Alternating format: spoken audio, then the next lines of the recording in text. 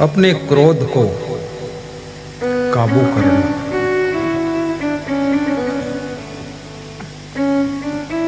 ऐसा स्वभाव बनाना पड़ोसी भी गुणगान करे, ऐसे कर्म करना कर्म की सुगंध फैले,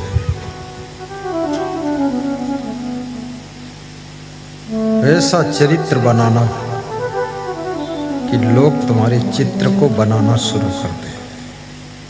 आज मैं लक्ष्मी नारायण साहू जी के मॉडर्न स्कूल में गया था, गांव में जो स्कूल, उनकी इच्छा थी मेरे घर चरण पूजा में चलो। वहां एक शिक्षिका ने एक रंगोली बनाई, फूल बनाए और फूल के पड़ोस साइड में उसी रंगोली से, जो रंगोली का पाउडर होता है रंग बिरंगा, उससे गुरु का फोटो बनाया, चित्र बना दिया। तो मैंने देखा तो मैंने पूछा किसने बनाया, तो उसको बुलाया, बताइए।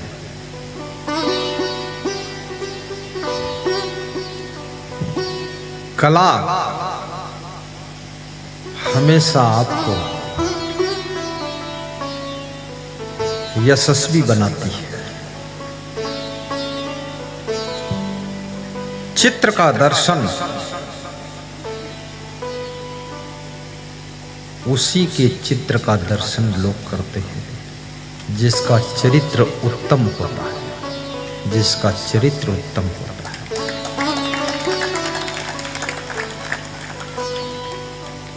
चित्र तो कागज पर दीवार पर होता है, चित्र तो मुर्दा होता है, लेकिन जिंदा लोगों के चरित्र को प्रभावित करने की शक्ति रखता है। इसलिए अपने घर में चरित्रवानों के चित्र लगाना, वीरों के चित्र लगाना, देशभक्तों के चित्र लगाना, महान संतों के चित्र लगाना। घोड़े गधे के चित्र लगाने की जरूरत नहीं है। यदि आपके माता पिता अच्छे हैं तो उनका भी चित्र लगाकर दर्शन करना। चित्र चरित्र को झंकृत कर देता है।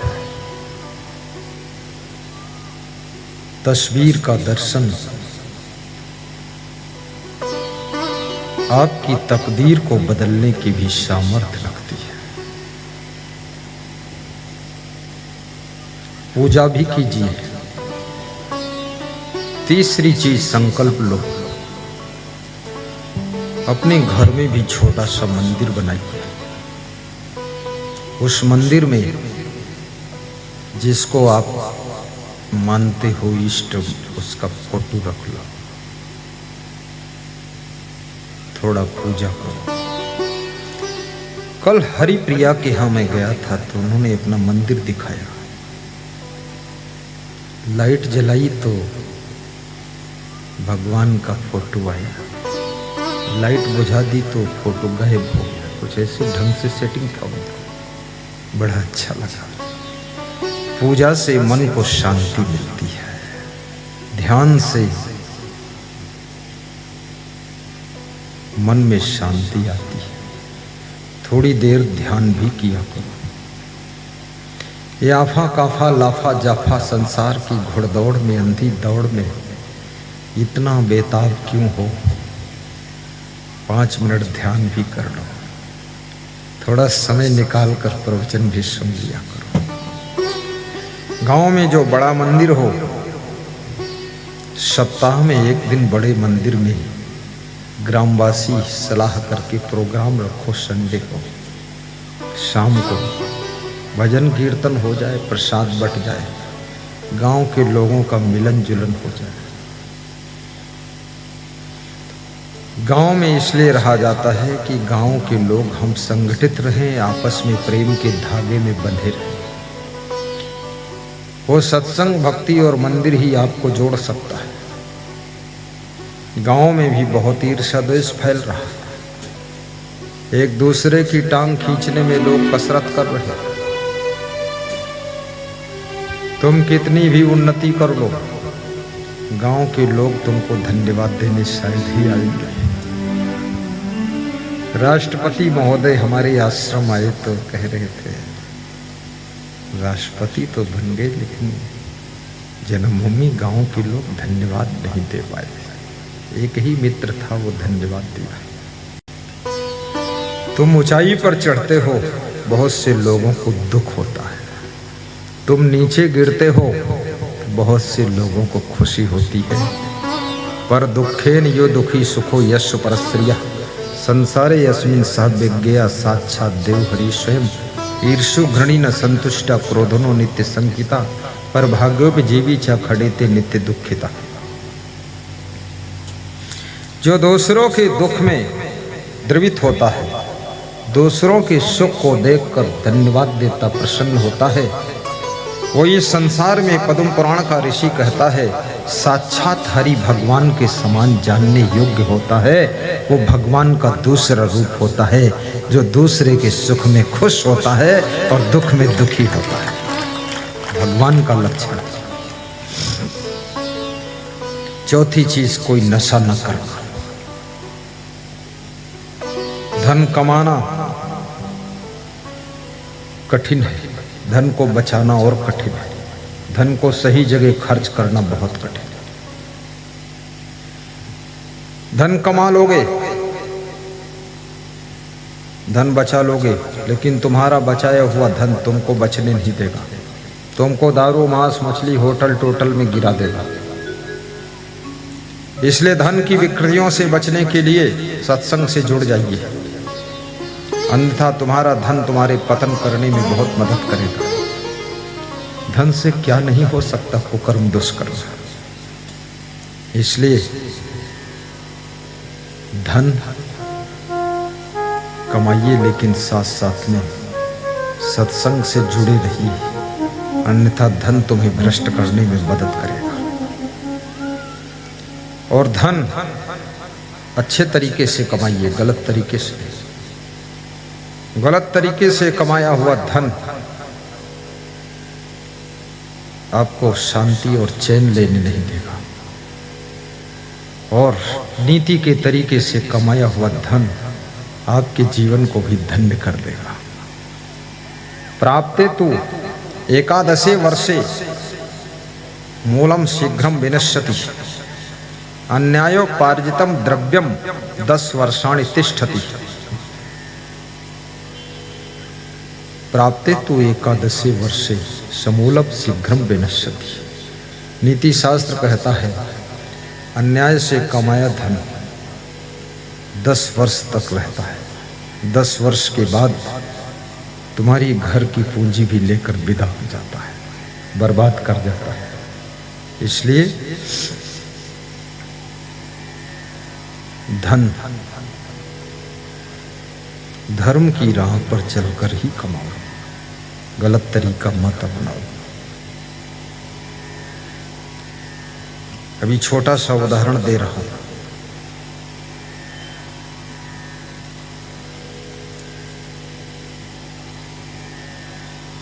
ठंडी का महीना है,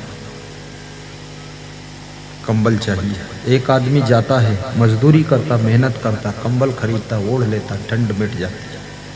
दूसरा जाता है, किसी से मांग कर ले आता है, कंबल ओढ़ लेता, ठंड मिट जाती है। तीसरा आदमी जाता है, किसी का कंबल चुरा कर लाता है, ओढ़ लेता, शॉर्टकट रास्ता अपना लेता है और उसकी ठंड मिट जाती है।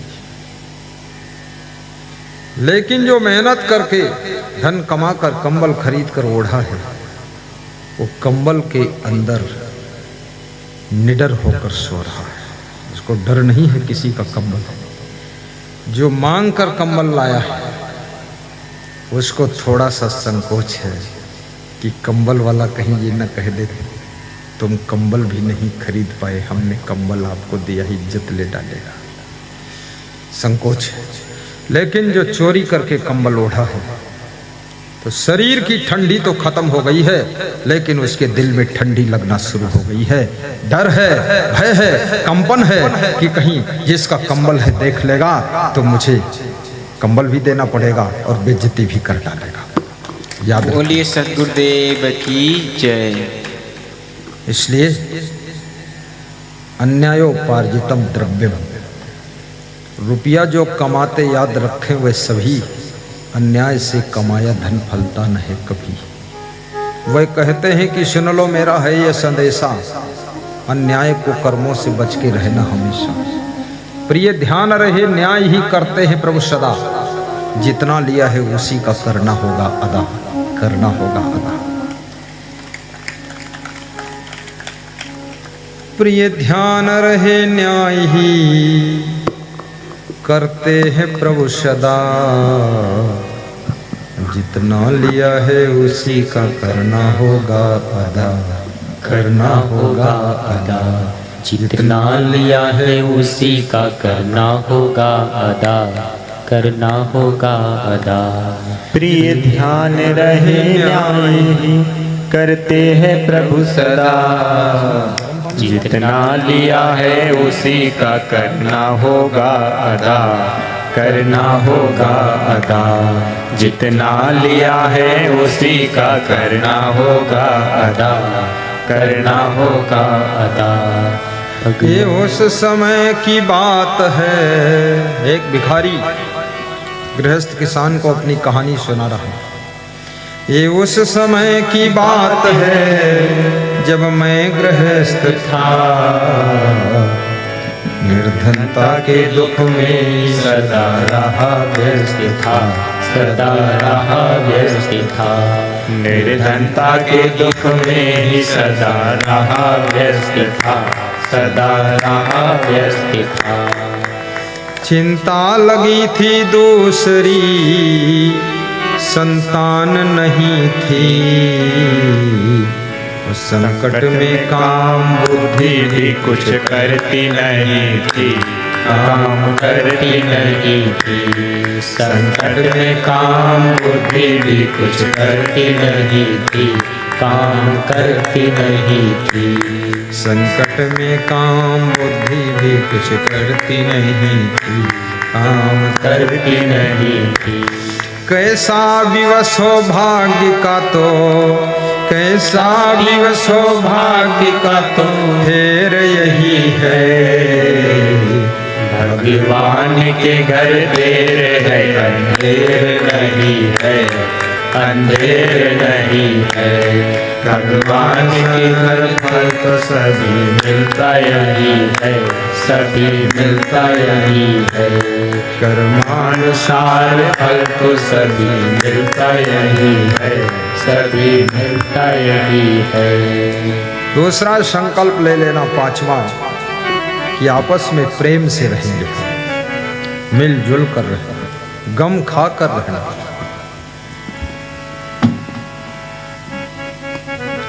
घर के सदस्यों को प्रसन्नता दीजिए, कलह कलेश मत कीजिए, गाली मत बकिए, आलस्य मत कीजिए, दौड़ दौड़ कर काम कीजिए, कर्मयोगी बनिए, कामचोर मत बनिए। घर को स्वर्ग बनाइए, नरक मत बनाइए। बूढ़े माँ बाप को भी हंसाइए, अपने सास ससुर को हंसने के लिए कोई कहानी भी सुनाइए। तुमने ऐसी कहानी रच दिया कि सास ससुर भी रो रहे, तुमने ऐसी कहानी बना दी कि तुम्हारा पति भी बेहोश है। सास ससुर बहुत दुखी है। कितनी बहुएं ने, पति बोलता है बम बम तो उनकी पत्नी ऐसी आई है वो फोड़ देती है एटम बम, बम बम एटम बम, पूरा घर तबाह हो गया। दूसरों को रुलाने वाले लोग कभी सुख नहीं पा सकते हैं। दूसरों का अपमान करने वाले लोग सम्मान कभी नहीं पाते हैं। और दूसरों को खुशियां बांटने वाले लोग कभी दुखी नहीं हुआ करते हैं, कभी दुखी नहीं हुआ करते।